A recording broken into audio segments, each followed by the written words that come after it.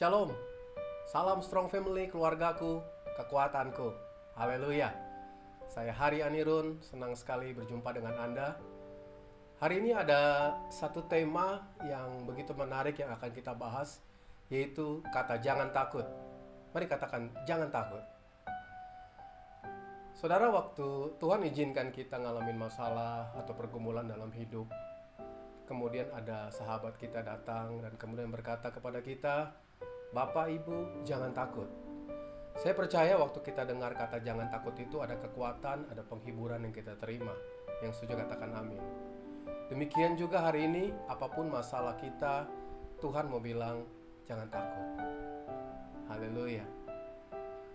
Saudara, kalau kita bicara mengenai kata jangan takut, saya teringat dengan satu peristiwa yang sangat berkesan buat hidup saya. Kejadiannya sudah cukup lama, beberapa tahun lalu. Seperti biasa di hari Sabtu adalah hari di mana saya nggak kerja. Saya biasa duduk-duduk pagi-pagi, dan di hari itu saya ingat betul David, anak saya yang paling kecil, usianya waktu itu masih 8 tahun, menghampiri saya dan berkata, Ayah, kita ke minimarket yuk, kita jajan-jajan. Saya tinggal di daerah Bintaro. Di tengah-tengah perumahan kami ada sebuah minimarket, saudara. Dan kemudian pagi itu kita jalan bersama. David jalan di depan saya di belakang. Dalam perjalanan ke minimarket, tiba-tiba David berhenti dan dia pegang tangan saya. Sebagai orang tua, saya tahu ada sesuatu yang terjadi dan saya tanya, David, kamu kenapa? Kemudian dia bilang begini, Ayah, sini deh aku bisikin. Dan saya sedikit tertunduk dan dia bilang begini, Ayah, lihat nggak anjing yang di depan yang lagi tidur? Waktu saya lihat, iya saudara, ada seekor anjing lagi tidur aja besar, saudara. Saya tanya ke David, memangnya kenapa anjing itu? Dia bilang begini, Ayah, anjing itu galak banget. Beberapa hari lalu waktu aku lagi naik sepeda, aku dikejar anjing itu sampai jatuh dalam got. Oh, saya baru teringat. Beberapa hari sebelumnya, istri saya pernah cerita, tetangga kami baru beli anjing dan dia suka ditaruh di depan rumah, saudara. Kalau anjing itu lagi tidur, ada mobil lewat, dia bangun, dia kejar itu mobil, saudara. Kalau dia lagi tidur depan rumah, ada motor lewat, dia terbangun, dia kejar itu motor.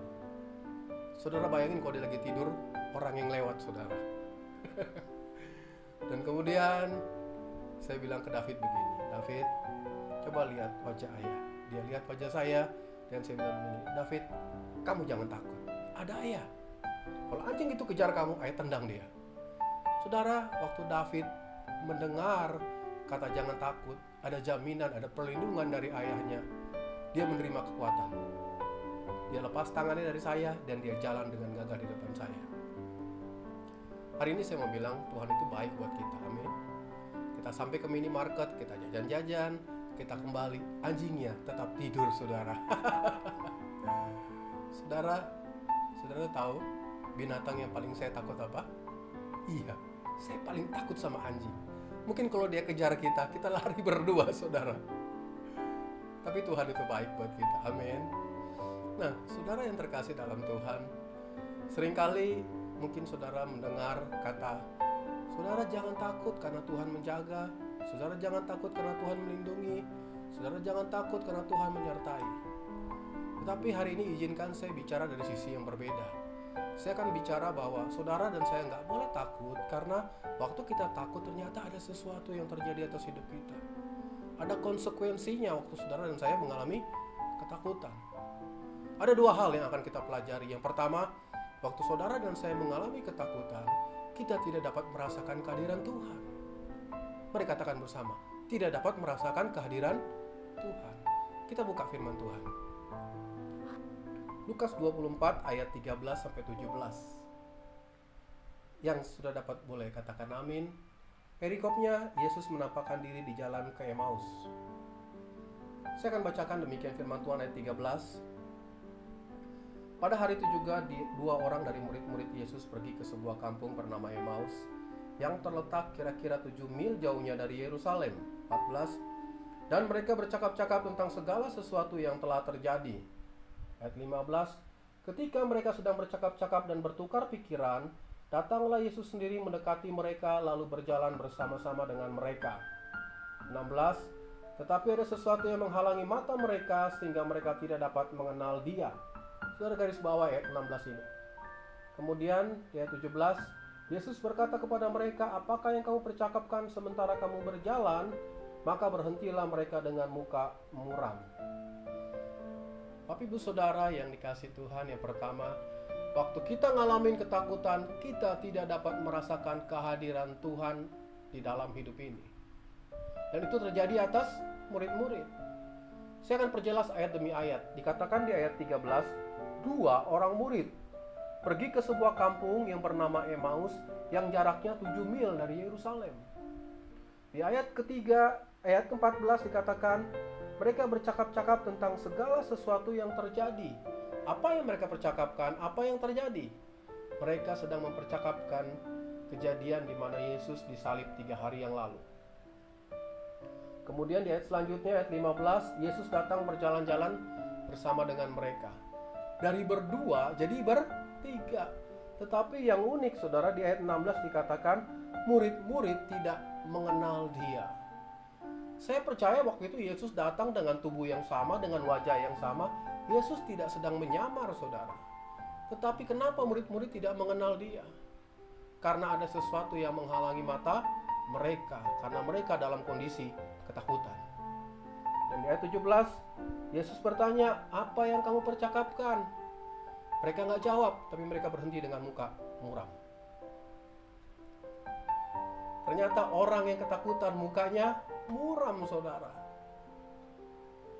Dan saudara yang terkasih dalam Tuhan, kalau kita bicara mengenai yang namanya ketakutan, saya mau bilang itu sesuatu yang manusiawi. Maksudnya adalah semua orang pernah ngalamin. Apakah ada yang di sini yang tidak pernah mengalami yang namanya ketakutan? Tetapi hari ini mari kita belajar. Ternyata ketakutan itu sesuatu yang tidak alkitabiah. Alkitab berkata, orang yang mengalami ketakutan dalam posisi terbelenggu, saudara. Orang yang mengalami ketakutan sedang terpisah dari Allah.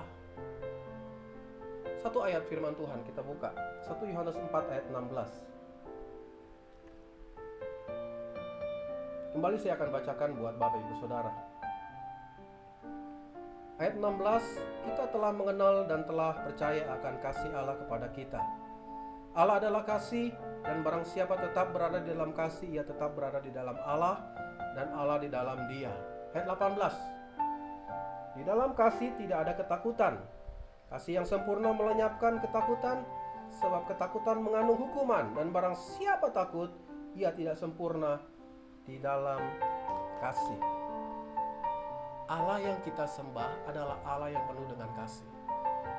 Waktu kita penuh dengan kasih, maka kasih melenyapkan ketakutan. Tetapi sebaliknya, waktu kita mengalami ketakutan, kita sedang tidak sempurna di dalam kasih. Kita sedang terpisah dari kasih Allah. Saya percaya sebagai orang percaya, waktu kita terpisah dari Allah, itu satu kondisi yang paling gak enak buat kita. Saudara bayangkan, waktu kita lagi ngalamin masalah, waktu kita panggil dia, rasanya kering, saudara. Waktu kita nyembah dia, rasanya dia gak hadir, saudara. Tapi hari ini saya mau bilang, bukannya dia gak hadir, bukannya dia tidak berkenan atas kita. Tapi saya mau bilang bahwa waktu kita ngalamin ketakutan, kita sedang tidak bisa merasakan kehadiran Tuhan. Saudara, waktu kita berseru, kita panggil nama Yesus, Yesus hadir. Selembut apapun kita panggil dia, Yesus tolong. Mungkin kita berharap dia hadir, tapi justru ketakutan itu memisahkan kita. Karena saya mau bilang Yesus itu hanya sejauh doa kita, saudara. Ada satu pujian yang sudah lama sekali berkata begini, berseru dan memanggil namanya, berdoa dia akan segera menghampiri dirimu. Percaya, Yesus tak jauh darimu. Yesus hanya sejauh doa. Dia hanya sejauh doa, saudara. Haleluya. Saudara yang terkasih dalam Tuhan, saya mau bilang bahwa waktu saudara ngalamin ketakutan, itu harus cepat diberesin sama Tuhan. Karena kalau dibiarin berlama-lama, maka ketakutan itu akan menjadi sebuah trauma. Saya berharap Bapak Ibu Saudara nggak punya trauma dalam hidup. Dulu saya punya, saudara, dan itu mengganggu kehidupan saya. Saya tipikal orang yang nggak takut dengan yang namanya kecepatan. Naik kendaraan cepat, saya nggak takut. Saya nggak takut yang namanya kedalaman. Kita berenang di tempat dalam, saya nggak takut. Tapi saya tipikal orang yang takut dengan ketinggian, saudara. Jadi kalau dari gedung lantai 2, saya lihat ke bawah, saudara, lutut saya gemetaran dan keringatan, saudara. Dan itu sangat mengganggu kehidupan saya. Setiap kali kalau saya perjalanan, tugas, keluar kota, baik dalam pekerjaan maupun pelayanan, saudara, saya harus naik yang namanya pesawat supaya cepat. Dan saudara tahu pesawat terbangnya tinggi, saudara. Setiap kali mau naik pesawat, itu seperti perjalanan terakhir buat saya. Wah, begitu takut, saudara. Saya pasti nggak bisa tidur. Dan kalau pagi-pagi saya mau naik pesawat, malam harinya saya pesan-pesan sama istri saya. Seperti pesan-pesan terakhir, saudara. Cinta, jaga baik-baik anak-anaknya, jaga rumah, dan sebagainya, saudara. Nah, saudara yang terkasih, sampai suatu saat Tuhan pulihkan saya. Sudah cukup lama, tahun 2000. Dan waktu itu perjalanan kebetulan bersama istri dan ibu mertua saya, saudara. Perjalanan pulang dari Jogja mau ke Jakarta. Saudara, sampai di terminal di Jogja, saya lihat di udara itu gelap sekali. Dan saya bisa pastikan itu akan hujan. Tapi mau gak mau, saya harus naik pesawat. Saudara, sebagai hamba Tuhan, kira-kira saya berdoa gak? Oh, saya pasti berdoa, saudara. Mulut saya berdoa, tapi hati saya jauh dari Tuhan. Karena saya takut, saudara. Dan akhirnya pesawat terbang dan saya naik di atasnya. Pada ketinggian tertentu, Tuhan jawab ketakutan saya. Tuhan izinkan yang namanya hujan turun. Tuhan kasih bonus, saudara. Bonusnya apa? Petir, angin, dan pesawat mulai goyang, saudara. Saya lihat semua instrumen di atas pesawat menyala. Saya pasang safety belt. Saya lihat kiri kanan, semua orang mulutnya komat kamit. Dan saya bisa pastikan mereka berdoa. Yang gak pernah berdoa pun pasti berdoa, saudara. Dalam ketakutan itu tiba-tiba saya kaget. Karena ada satu tangan yang pegang tangan saya. Waktu saya lihat, ternyata mama saya, saudara. Saudara, dia takut luar biasa. Tapi karena dia tahu saya hamba Tuhan, dia bilang begini, Hari, doain mama ya, mama takut banget. Saya bilang, iya ma, iya. Dia gak tahu saya lebih takut dari dia, saudara.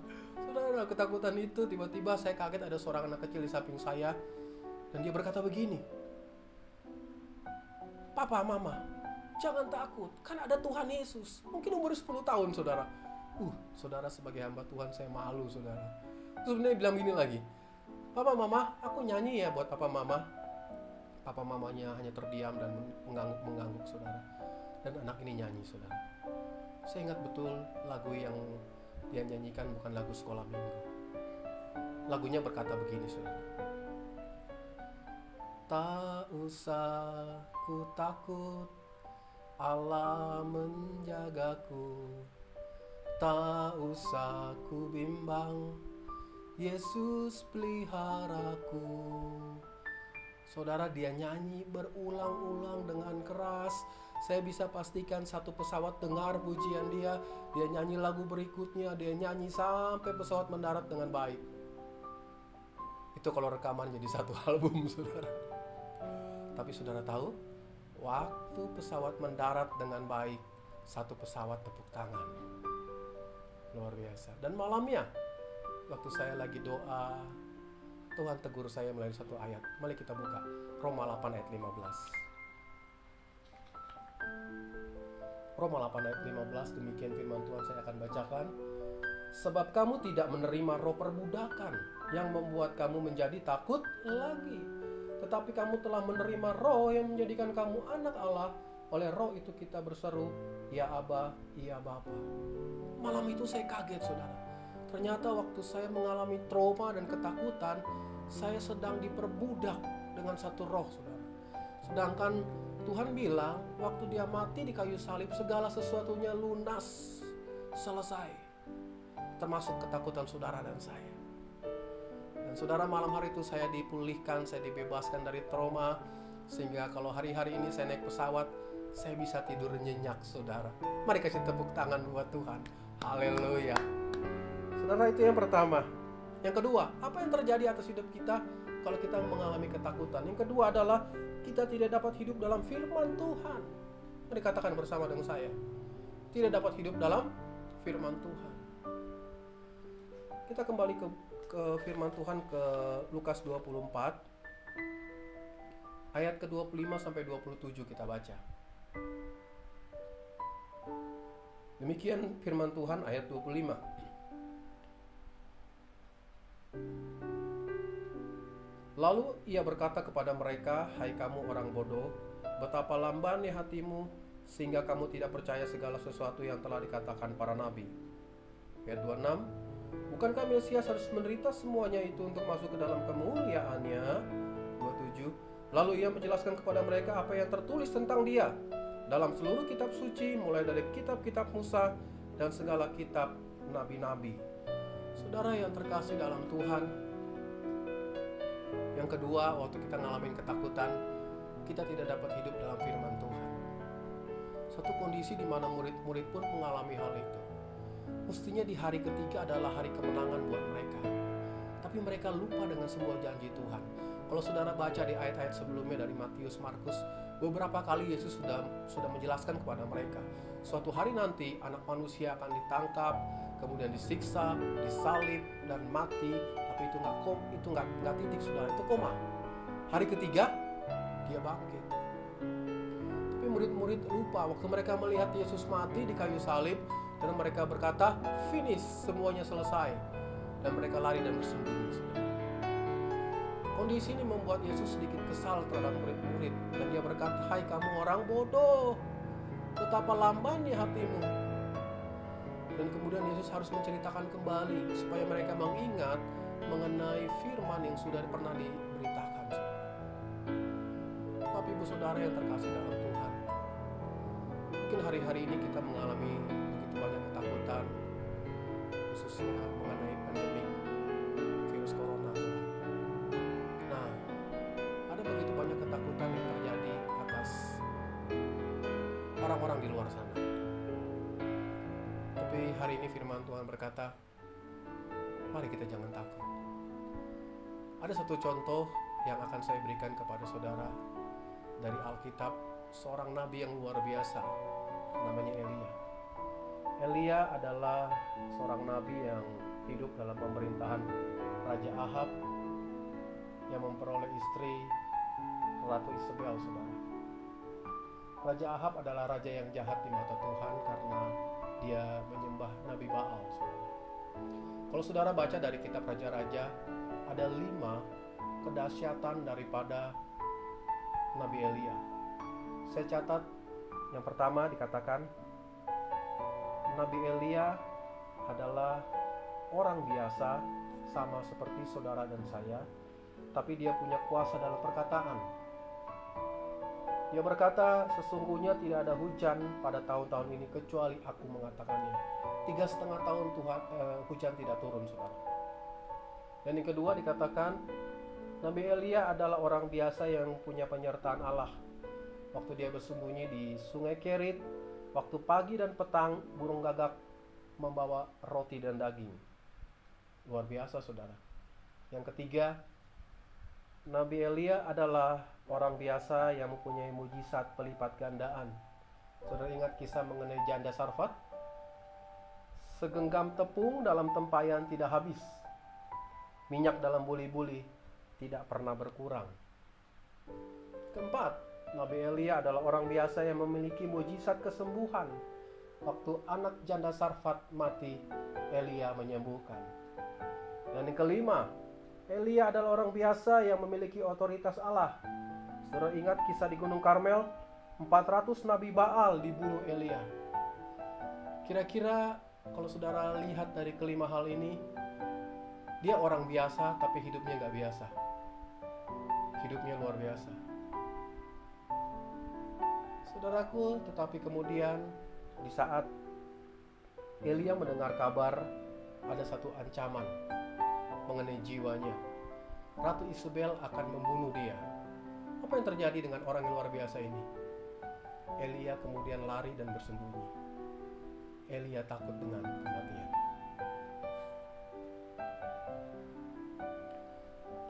Saudaraku, hari-hari ini ada begitu banyak orang ketakutan.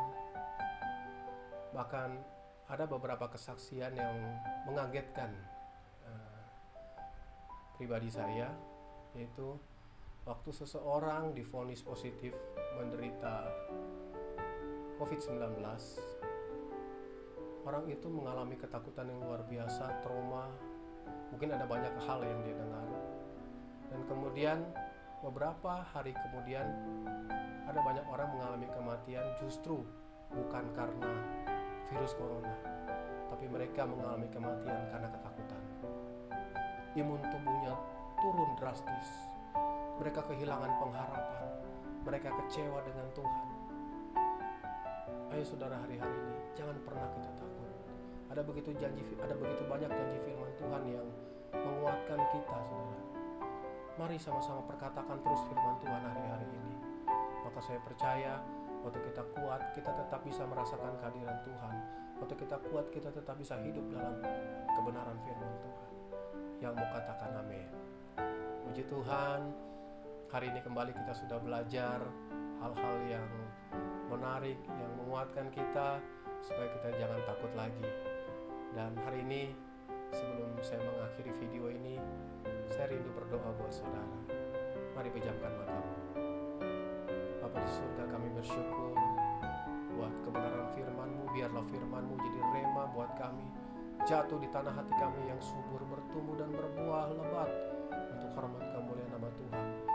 Memberkati hamba-hamba-Mu, kekasih-kekasih-Mu yang mendengar dan melihat video ini. Berkati keluarga demi keluarga Tuhan. Tuhan jaga, Tuhan lindungi, Tuhan berkati. Terima kasih Bapa. Sempurnakan doa ini dalam nama Yesus. Amin. Puji Tuhan. Tuhan baik buat kita. Sampai ketemu di video-video berikutnya.